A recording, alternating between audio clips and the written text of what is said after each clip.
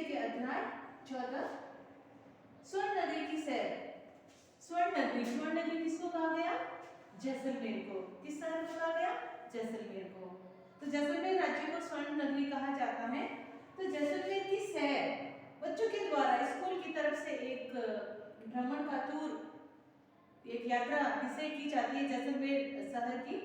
तो बच्चे जैसलमेर में जो देख करके आते हैं, किन स्थानों को देख के आते हैं, वहाँ पे उन्हें क्या अच्छा लगा, कौन कौन से दर्शनीय स्थल थे, तो उनके बारे में इस अध्याय में वर्णन है।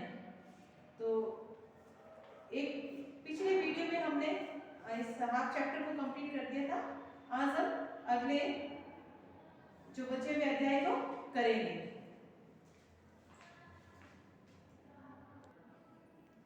अब आगे का गद्यांश 3। हवेली को देखने के बाद हम गड़ीसर गए।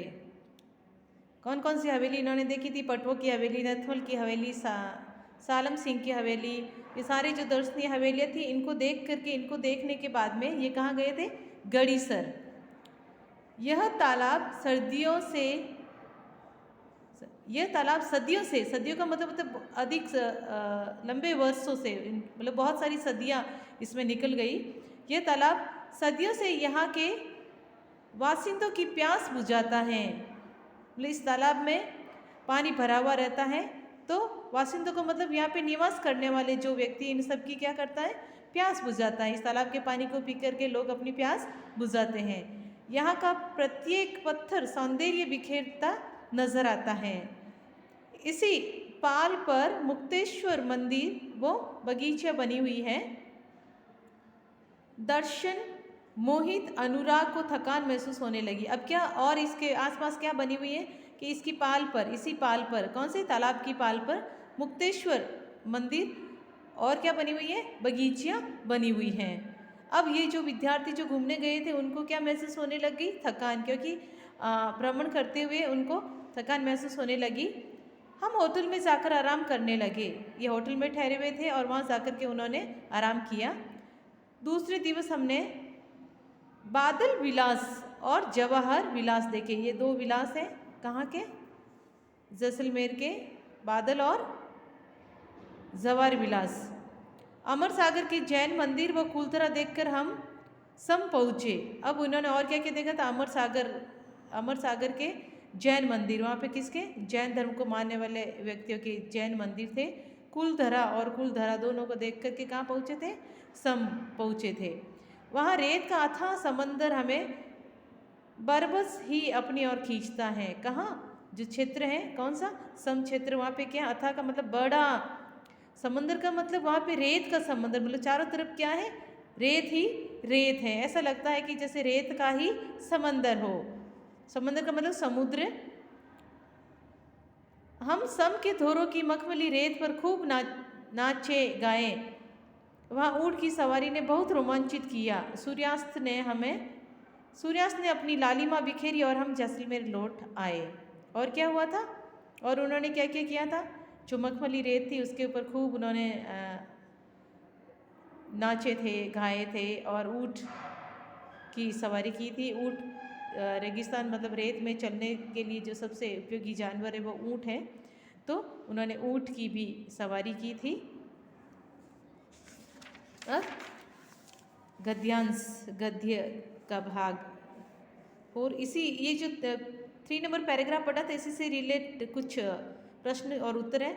गड़ीसर तालाब का वर्णन कीजिए। गड़ीसर तालाब के पत्थरों की नक्काशी दर्शनीय है। इसी पाल पर मुक्तेश्वर मंदिर वो बगीचे बनी हुई है। क्या बनी हुई है गड़ीसर तालाब पर?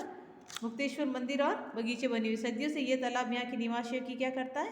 प्यास बुझा रहा है। ये गड़ीसर तालाब की विशेषता है। दूसरे दिन छात्रों ने क्या क्या देखा?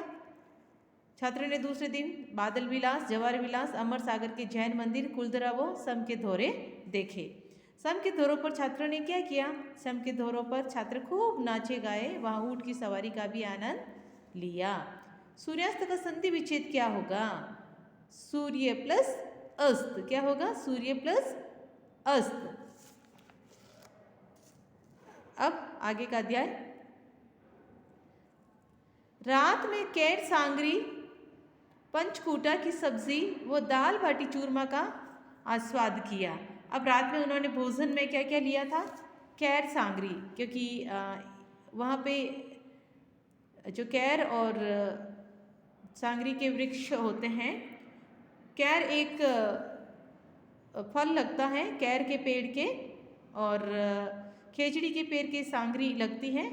तो इनको मिक्स करके इसमें और कुछ सूखे सब्जियों को ऐड करके पंचकूटा का मतलब होता है 5 सब्जियों का मेल, जो पंचकूटा बनाया था उसका बच्चों ने सेवन किया था। दाल बाटी और चूरमा जो राजस्थान का फेमस प्रसिद्ध खाना है, तो उनका भी आस्वादन किया, मतलब उनका भी उन्होंने सेवन किया था। अगले दिवस बड़ा बाग की छतरिया और फूड फॉसिल पार्क को देखा, और उन्होंने क्या देखा अगले दिन?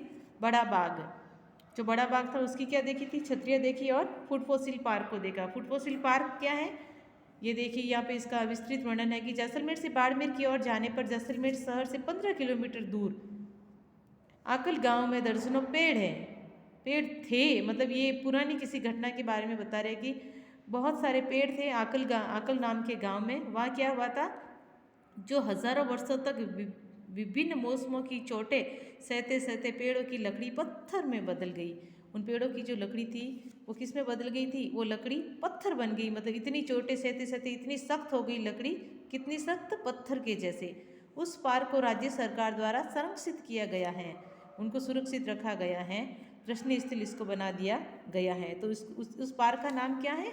Would fossil. क्या नाम है उसका? वुड का मतलब लकड़ी। तो लकड़ी से लकड़ी किस में कन्वर्ट हो गई? पत्थरों में। बस का रुख पोखरण की ओर हुआ, फिर बाद में कहाँ चले? पोखरण का शक्ति स्थल देखकर सभी का सीना गर्व से फूल गया। सेवली गांव स्थित कदलीवन धाम के भी दर्शन किए। कदलीवन कहाँ स्थित है? सेवली गांव में। बस बीकानेर की ओर चल पड़ी। बाद में बस कहाँ चली? बीकानेर की तरफ। हम सभी आज भी इस यात्रा को याद करते हैं, जो रोमांचित इस यात्रा को, मतलब जो जैसलमेर की यात्रा की थी बच्चों के द्वारा, उनको याद करके वो वापस रोमांचित हो जाते हैं, मतलब खुश हो जाते हैं। उस समय खींचे गए चित्र आज भी उस यात्रा की याद ताज़ा कर देते हैं। वास्तव में यह यात्रा भुलाए नहीं भूलती। इस प्रकार बच्चों के द्वारा यात्रा की गई। प्रिय विद्यार्थियों, जो बचे हुए प्रश्न उत्तर हैं वो आपको फ़ोटो सेंड कर दी जाएगी।